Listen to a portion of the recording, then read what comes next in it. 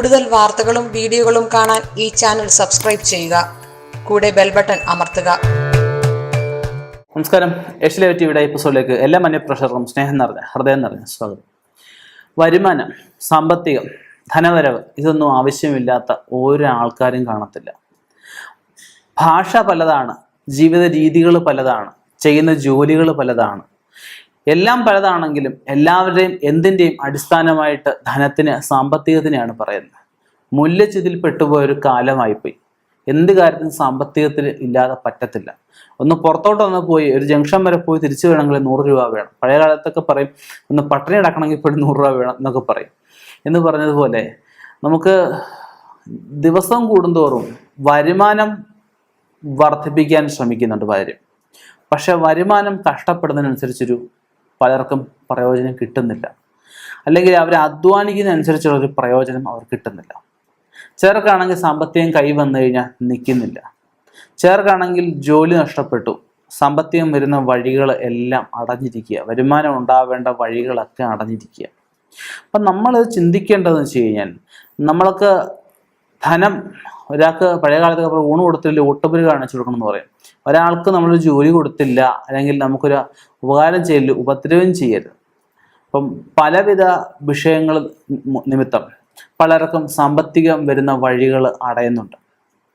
സമയദോഷത്തിന് നമ്മൾ ഈ പറഞ്ഞ നിത്യമുള്ള പ്രാർത്ഥനകളും കുടുംബദേവതയുടെയും ദേശദേവതയുടെയും കാരണവന്മാരുടെയും നമ്മൾ ചെയ്യുന്ന സൽക്കർമ്മങ്ങളുടെയും അടിസ്ഥാനത്തിൽ നമുക്ക് ദശാകാല ദോഷങ്ങൾ, ഗ്രഹനിലപ്രകാര ദോഷങ്ങൾ പരിഹരിച്ചു പോരാൻ പറ്റും.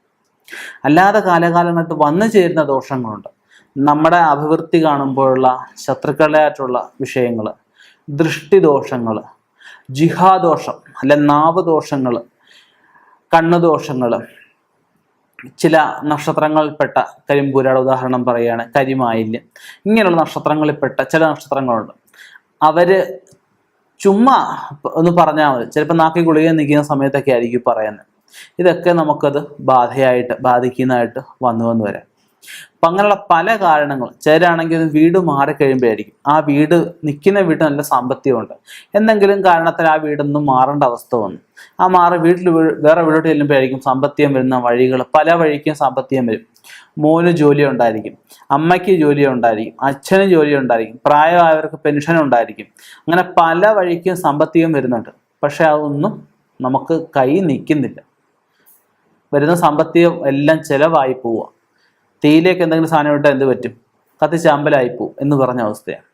അപ്പം നമ്മൾ ചിന്തിക്കേണ്ടത്, സാമ്പത്തികത്തിൽ വരുന്ന വഴികൾ മുടക്കം ഉണ്ടാകുമ്പോൾ എന്താണെന്ന് ചിന്തിക്കണം. അവനോട് ചിന്തിച്ചിട്ട് മാറ്റമില്ലെങ്കിൽ നല്ലൊരു ജ്യോതിഷനെ കണ്ട് അതിനുള്ള കാര്യങ്ങൾ ചെയ്യുക. ഇനിയും ഇങ്ങനെയുള്ള വിഷയങ്ങളൊന്നും തന്നെ ഇല്ല എന്ന് ജ്യോതിഷം പറയുകയാണെങ്കിൽ നമുക്ക് ചെയ്യാൻ പറ്റുന്ന 1-2 ചെറിയ കാര്യങ്ങളാണ് ഞാനിവിടെ പറയാൻ പറ്റുന്നത്. നമുക്കിവിടെ ചെറുതായിട്ട് സാമ്പത്തികം മുടക്കാതെ കണ്ട് നമുക്ക് ചെയ്ത് രക്ഷപ്പെടാൻ പറ്റുന്ന കാര്യങ്ങളാണ് ഞാനിവിടെ പറയുന്നത്. ധനം വരുന്ന വഴികൾ അല്ലെ വരുമാനം വരുന്ന വഴികൾ അടഞ്ഞു കഴിഞ്ഞാൽ നമ്മൾ ആദ്യം ചെയ്യേണ്ടതെന്ന് വെച്ച് കഴിഞ്ഞാൽ, അടുത്തുള്ള ഒരു ശിവക്ഷേത്രം, വിഷ്ണു ക്ഷേത്രം, ദേവീക്ഷേത്രം, ഇത് രാവിലെ എണീറ്റ് കുളിച്ച് ശുദ്ധമായിട്ട് പറ്റുമെങ്കിൽ 3 പോയി 3 പൂജകൾ കണ്ടു തൊഴണം. അതായത് രാവിലത്തെ ഉഷപൂജ, ഉദാഹരണം ശിവക്ഷേത്രത്തിൽ ചെന്ന് ഉഷപൂജ കാണുക. അപ്പം അടുത്ത വിഷ്ണു ക്ഷേത്രത്തിൽ ചെല്ലുമ്പോൾ അവിടെ ഉഷപൂജ ആവുന്നേ ഉള്ളൂ, അങ്ങനെ ഉണ്ടെങ്കിൽ അവിടുത്തെ കാണാം. ഇല്ല ദേവീക്ഷേത്രത്തിൽ ചെല്ലുമ്പോൾ ദേവീക്ഷേത്രത്തിൽ ഉഷപൂജയാവുന്നുള്ളൂ, അവിടെ പോയി കാണാം. ഇല്ല നമ്മൾ ആദ്യത്തെ ഉഷപൂജ കണ്ടു തൊഴുതു, അതിനുശേഷം നമ്മൾ അടുത്തടുത്ത് പോയി അവിടുത്തെ കഴിഞ്ഞു പോയി എന്നിരിക്കട്ടെ, ഉച്ചപൂജ കാണാം, ഉച്ചപൂജ കണ്ടു തൊഴാം. അടുത്തടുത്ത് പോയപ്പോഴത്തേക്കും നമുക്ക് രാവിലത്തെ പൂജയും കഴിഞ്ഞു എന്നിരിക്കട്ടെ, ഈ പറഞ്ഞ ഉച്ചപൂജയും കഴിഞ്ഞു എന്നിരിക്കട്ടെ, വൈകിട്ട് പോയി അത്താഴപ്പൂജ കണ്ട് തൊഴാം. പിന്നെ നമ്മൾ അടുപ്പിച്ച് ഒരു 7 ദിവസം, നീന്തലൊക്കെ അറിയാവുന്നവരൊക്കെ ആണെങ്കിൽ, കുഴപ്പമില്ലാത്ത ഒക്കെ ആണെങ്കിൽ കുളത്തിലോ ആറ്റിലോ പോയി മുങ്ങിക്കുളിക്കുക. 7 ദിവസം മുങ്ങിക്കുളിച്ചിട്ട് അടുത്തുള്ള ഗണപതി പ്രതിഷ്ഠയുള്ള പ്രധാനപ്പെട്ട ഗണപതി പ്രതിഷ്ഠ ക്ഷേത്രത്തിലെ കറുക, ഒരു പിടി കറുക, അത് 3 എണ്ണം കൂട്ടി അതിൻ്റെ താഴ്വശ 2 എണ്ണം ഒരേ അളവിലെടുത്തിട്ട് 1 എണ്ണം അല്പം അളവ് നീളം കൂട്ടിയെടുത്തിട്ട് ആ നീളം കൂട്ടിയത് ചുറ്റിക്കെട്ടി ആകുമ്പോൾ ഒരു കറുകയായിട്ടാണ് ഈ 3 കൂട്ടി ഒരു കറുകയെ നമ്മൾ സങ്കല്പിക്കുന്നത്.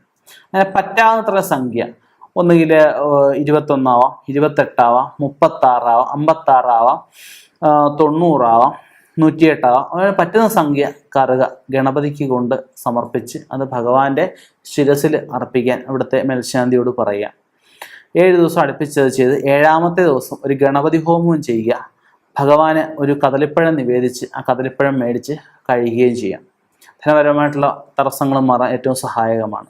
പിന്നെ ചെയ്യാൻ പറ്റുന്നൊരു കാര്യം, അടുത്തുള്ള ദേവീക്ഷേത്രത്തിൽ 11 ദിവസം അടുപ്പിച്ച് നമ്മൾ പോയി വൈകിട്ടത്തെ ദീപാരാധന കണ്ടു തൊഴുക.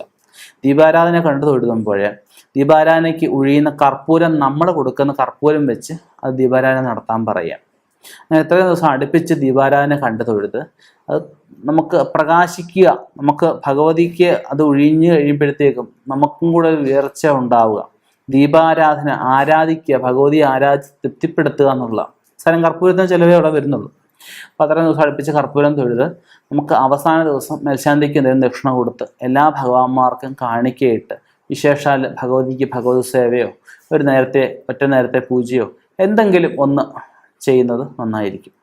പിന്നെ ചെയ്യാൻ പറ്റുന്നൊരു കാര്യം, അടുത്ത് ഉള്ള രൗദ്രമൂർത്തികൾ, ഭദ്രകാളിയാവാം, ഹനുമാൻ സ്വാമിയാവാം, കിരാതമൂർത്തിയാവാം, അങ്ങനെ വേട്ടയ്ക്കൊരു മകനാകാം, അങ്ങനെയുള്ള ഏത് ക്ഷേത്രമായിക്കോട്ടെ, അങ്ങനെ രൗദ്രമൂർത്തികളുള്ള ക്ഷേത്രത്തിൽ പോയി ഒരു കിഴി നാണയം, അത് നമ്മുടെ വീട്ടിൽ നമ്മുടെ ശിരസ് ഒരു കിഴിയാക്കിയിട്ട് വെളുത്ത് തുണിക്കാതെ കിഴിയാക്കി നമ്മുടെ തലയെ വെച്ച് ഒരു വീടിനൊരു 3 പ്രദക്ഷിണം വെച്ച് ക്ഷേത്രത്തിൽ ചെന്നിട്ട്, അത് തലയെ വെച്ചുകൊണ്ട് ക്ഷേത്രത്തിൽ പോകണമെന്നില്ല, അവിടെ ചെന്ന് കൈ വെച്ചുകൊണ്ട് നമുക്ക് ക്ഷേത്രത്തിന് 3 വലം വെച്ചിട്ട് അവിടെ സമർപ്പിച്ച് അവിടുത്തെ ഭഗവാൻ ഏറ്റവും വിശേഷപ്പെട്ട വഴിപാട് എന്താണ്, ആ വിശേഷപ്പെട്ട വഴിപാട് ഒരെണ്ണം നടത്തുക.